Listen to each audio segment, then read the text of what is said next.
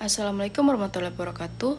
Perkenalkan, nama saya Serenetika Naila. Saya dari Universitas Cyber Asia ingin menyampaikan kepada kalian untuk tugas untuk memenuhi UTS mata kuliah pengantar komunikasi digital di Universitas Cyber Asia. Apa sih itu komunikasi? Yang pertama, pengertian komunikasi dan contohnya.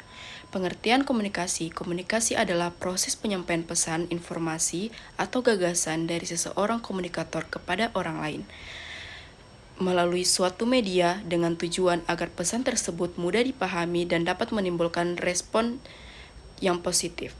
Contoh komunikasi. Yang pertama, komunikasi lisan. 2. Guru menjelaskan materi pelajaran kepada siswa di kelas. 3. Komunikasi tulisan, yaitu mengirim pesan melalui WhatsApp atau menulis surat.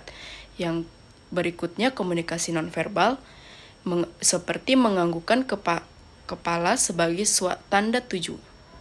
Yang kemudian komunikasi visual, yaitu rambu lalu lintas yang memberi tanda larangan atau peringatan.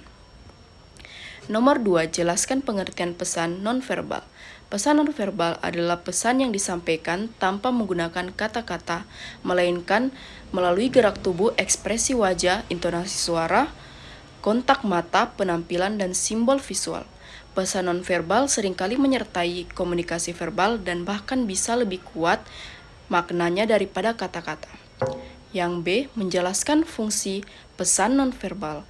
Pesan nonverbal memiliki beberapa fungsi penting, yaitu melengkapi pesan verbal, menegaskan pesan verbal, mengganti pesan verbal, menunjukkan sikap, mengatur interaksi komunikasi. Yang C, pengaruh komunikasi nonverbal dalam proses pembelajaran jarak jauh. Dalam pembelajaran jarak jauh atau PJJ, komunikasi nonverbal tetap berpengaruh meskipun tidak saling selengkap pembelajaran tatap muka. Pengaruh antara lain yaitu membantu siswa memahami materi dengan baik, menjaga perhatian dan motivasi belajar siswa, menciptakan kedekatan emosional antara guru dan siswa, mengurangi kesalahpahaman dalam komunikasi. Namun, PJJ memiliki keterbatasan karena yang pertama, kamera sering dimatikan, kualitas video kurang baik, dan tidak semua bahasa tubuh terlihat. Pesan nonverbal dalam proses pembelajaran jarak jauh. Pesan nonverbal dalam PJJ dapat disampaikan melalui berbagai cara, yaitu yang pertama, ekspresi wajah melalui video, senyum untuk memberi motivasi, wajah serius saat menjelaskan materi penting, intonasi dan nada suara, yaitu nada suara yang jelas dan bervariasi agar tidak membosankan. Yang ketiga, gestur tubuh, menunjukkan slide atau mengangkat tangan saat menjelaskan. Yang keempat, simbol visual, emoji di chat, slide berwarna dan gambar pendukung, respon cepat di chat, yaitu menandakan perhatian dan kepedulian guru. 3A, apa yang disebut dengan komunikasi yang baik dan efektif? Komunikasi yang baik dan efektif adalah proses penyampaian pesan dari komunikator kepada komunikasi secara jelas, tepat, dan mudah dipahami, sehingga pesan tersebut diterima, dimengerti, dan menghasilkan respon atau tindakan yang sesuai dengan tujuan yang diharapkan tanpa menimbulkan kesalahpahaman.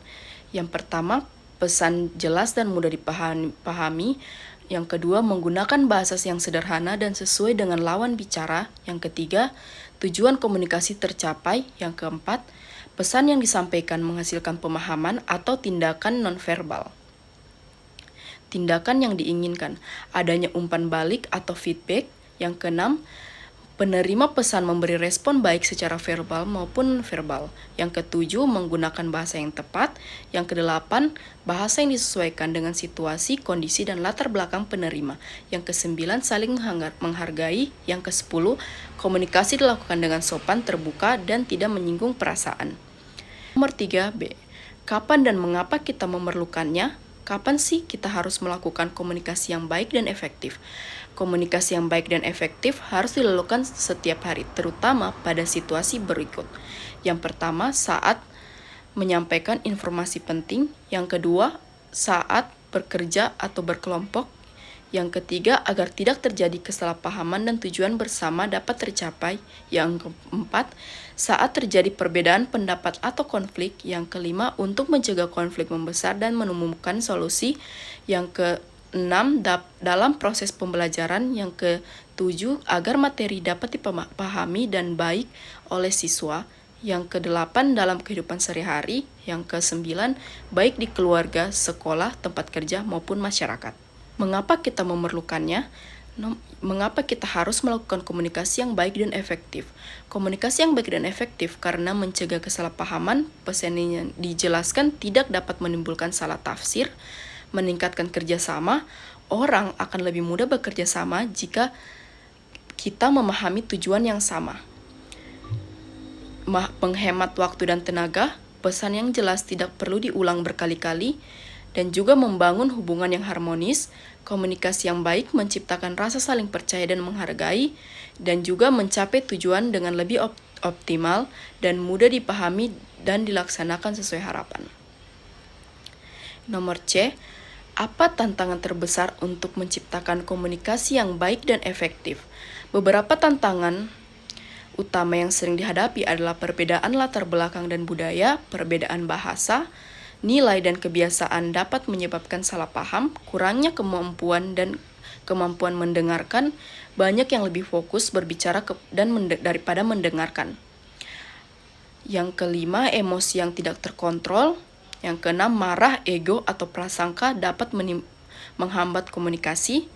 Yang ketujuh, menggunakan bahasa yang tidak tepat. Yang kedelapan, bahasa terlalu teknis, ambigu, atau kasar. Yang kesembilan, gangguan komunikasi atau noise. Yang kesepuluh, misalnya gangguan teknologi seperti suara bising atau koneksi internet buruk. Yang kesebelas, kurangnya empati. Yang kedua belas, tidak memahami sudut pandang orang lain. Sekian dari saya. Itu tadi adalah cara kita mengenal komunikasi lebih dalam. Terima kasih.